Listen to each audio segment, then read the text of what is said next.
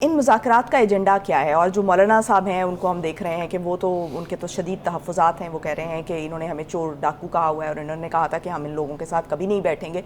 तो अब क्या जो पीडीएम के अंदर जो एक हम देख रहे हैं कि दो राय आ रही है, क्योंकि बाकी सब जमातें तो ये कह रही हैं कि मुज़ाकरात होने चाहिए और इमरान खान को टेबल पर आना चाहिए और उनको पॉजिटिव साइन दे रही हैं, लेकिन मौलाना साहब को क्या अग्री किया जा सकेगा?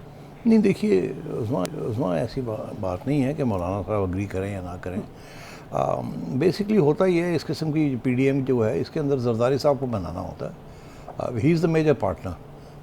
तो मौलाना साहब के अपने इंटरेस्ट ज़रूर हैं और एक वो असूलन भी उनकी एक मौक़िफ़ होता है। मगर जब मियाँ साहब और नवाज़ शरीफ साहब एक तरफ और शहबाज शरीफ साहब और जरदारी साहब सारे एक ही सफ़े पे आ जाते हैं, तो फिर मौलाना वहाँ अंदर कह देते हैं जी मेरा तो ख्याल है नहीं करना चाहिए। बहरहाल अगर आप समझते हैं आप ड्राइविंग सीट में हैं तो करना चाहें तो कर लें, मगर याद रखें 1 2 3 4 5, तो ऐसी बातें होती हैं।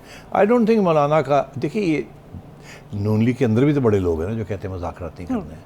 नवाज़ शरीफ साहब खुद कह रहे हैं कोई ज़रूरत नहीं मुज़ाकरात की। तो अगर मौलाना भी ये बात कह रहे हैं तो कोई समझ आ रही ना आपको। उधर जरदारी साहब हैं, और जरदारी साहब का हमेशा सियासी मौक़िफ़ ये रहा है उसमें कि दरवाज़े खुले होने चाहिए, कभी दरवाज़े बंद नहीं करने चाहिए। तो उनके दरवाजे हमेशा खुले हैं। कभी वो चौधरी शुजात के पास मिलने चले जाते हैं, कभी वो कहते हैं कि कोई बात नहीं मुज़ाकरात भी कर लेते हैं, कभी वो इस्टेब्लिशमेंट से कर रहे होते हैं, कभी इधर कभी उधर। तो वो असली सियासतदान है और वो हमेशा politics of negotiation and compromise करते हैं। तो मैं ये समझता हूँ अभी भी ये जो सो कॉल्ड मुज़ाकरात हो रहे हैं, सबको पता है इस बात का कि सेकंड लेवल लीडरशिप कर रही है, ये टॉप लेवल लीडरशिप नहीं कर रही। आरिफ अलवी साहब जो थोड़ी बहुत नेगोशिएशन करवा रहे हैं उसमें टॉप लेवल लीडर्स नहीं हैं।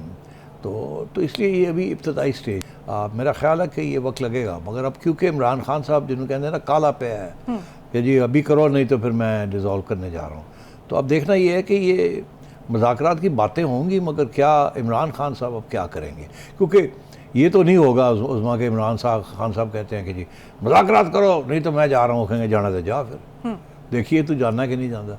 तो इसलिए अब वो स्टेज आई हुई है। ये मुज़ाकरात वाली बात जो है ना, ये उस स्टेज पे आएगी जब खान साहब ये फ़ैसला करेंगे कि अनकंडीशनल डायलॉग होगा और वो रातों रात उसके कोई फ़ैसले नहीं होंगे। उसके अंदर पार्लियामेंट में जाना पड़ेगा, बैठ के सही तरीके से ये काम करना पड़ेगा। धमकी के साथ काम नहीं चलेगा। अभी तक तो वो समझते हैं ना धमकियों के साथ काम चल रहा है। तो इसे अब देखना ये है कि खान साहब को कब समझ आती है इस बात की।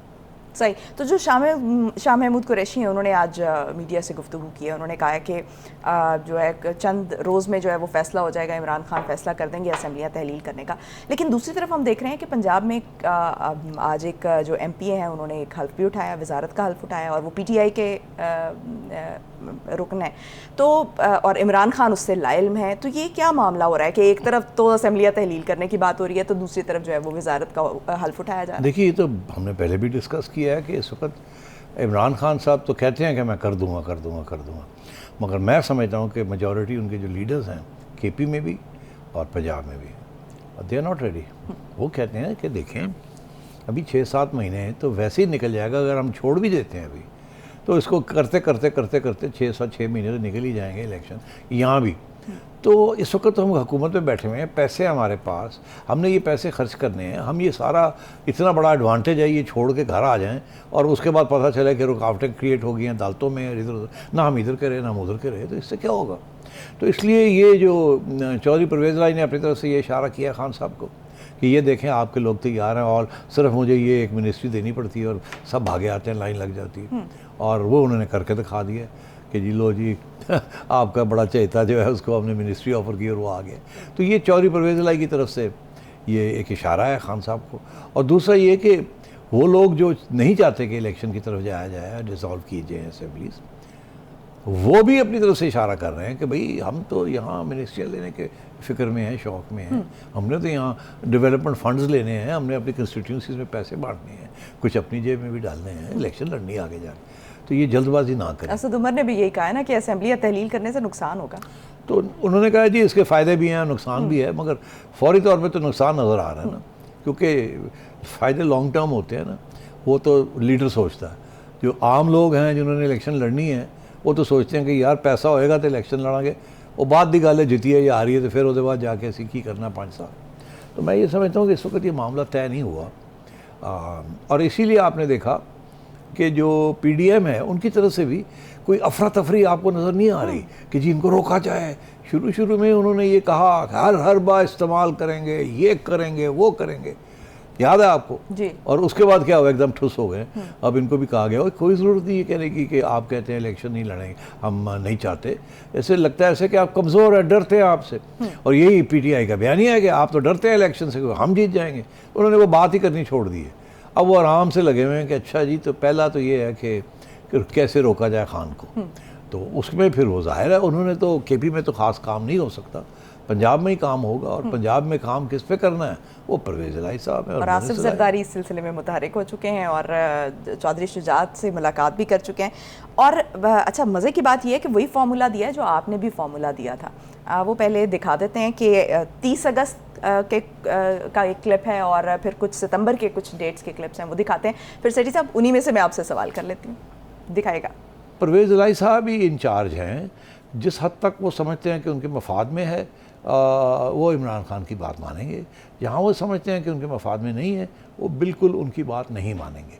अब इमरान खान साहब ने ये देखना है कि क्या अगर ऐसी सूरत हाल होती है कि परवेज़ इलाही साहब उनकी बात नहीं मानते तो खान साहब क्या करेंगे, कुछ सकते हैं। इस वक्त तो ये हुकूमत बैठी हुई है परवेज़ इलाही के ऊपर, परवेज़ इलाही के साथ 10 लोग 12 लोग हैं, ठीक है, वो एक PMLQ है, मगर उसके जो लीडर हैं वो तो शुजात हैं। इन दोनों के दरमियान अभी तक सेटलमेंट नहीं हुई, क्योंकि किसने क्या करना है और क्या नहीं करना।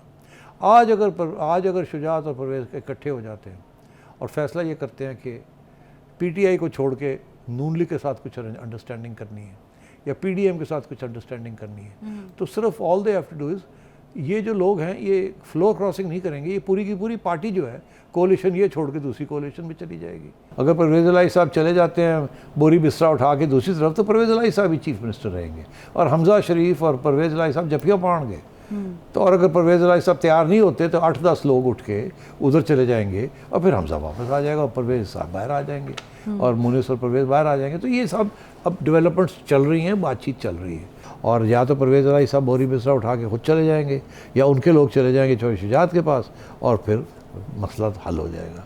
सही। तो सेठी साहब, क्या ये जो आपने फार्मूला दिया, जरदारी साहब का भी यही फार्मूला है, तो क्या ये फार्मूला वर्क करेगा पंजाब में? देखिए, जरदारी साहब ने क्या फार्मूला दिया है, मेरा नहीं ख्याल अभी कोई फार्मूला दिया है। अभी वेरियस फार्मूले जो हैं वो डिस्कस किए जा रहे हैं। एक तो ये है कि चौधरी परवेज़ इलाही को समझाया जाए कि आप छोड़ दें, ये इधर हमारे साथ आ जाएं, जिसका मैंने जिक्र किया, और आपको बना देते हैं चीफ मिनिस्टर। वो ये पुराना फार्मूला जब परवेज़ इलाही साहब ने यू टर्न लिया था, आपको याद है जी। अप्रैल की बात है ना, तो मगर मेरा ख्याल है अब वो फार्मूला नहीं चलेगा।